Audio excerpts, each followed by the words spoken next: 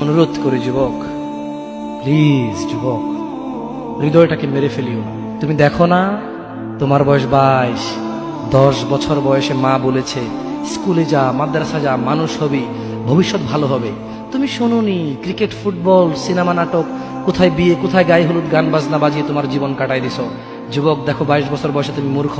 তোমার পাশের বন্ধু পাইলট স্কুলে পড়ে, হ্যাঁ 10টা টিউশনি পড়ায়, 30,000 টাকাও কামায়। হ্যাঁ, তুমি যাকে বিয়ের প্রস্তাব দিচ্ছ কেউ রাজি নাই, ওর জন্য 5টা ঘর আসে।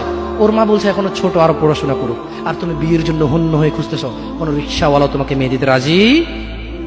তুমি দেখো 10 বছর 15 বছর বয়সে যদি মায়ের ওই কথা মেনে নিতা, তাহলে তুমি আজকে উপকৃত থাকতা। আমি জামশেদ মজুমদার 27 বছর বয়স এসে তোমাকে বলছি তুমি গান বাজনা ছেড়ে দাও। ইনশাআল্লাহ 60 বছর পরে মারা গেলে, 30 বছর পরে মারা গেলে, 70 বছর পরে মারা গেলে ওই উপকৃত হবা। আর তা না হলে এই গান বাজনার সাথে তুমি তোমাকে ধ্বংস করে দিচ্ছ। যেদিন নিঃশ্বাস বন্ধ হয়ে যাবে সেদিন হলেও বুঝবা। বুঝতে তোমাকে হবেই, জমিনের উপরে বোঝো অথবা জমিনের নিচে বোঝো, বুঝতে তুমি হবে।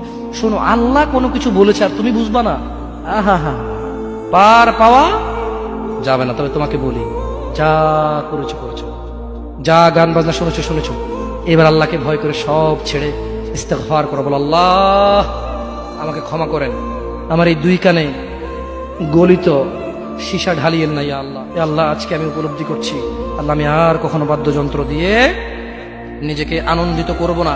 এই হারাম যা আপনাকে রাগান্বিত করে, আমি আর কোনোদিন এই হারাম দিয়ে নিজেকে আনন্দিত করব না।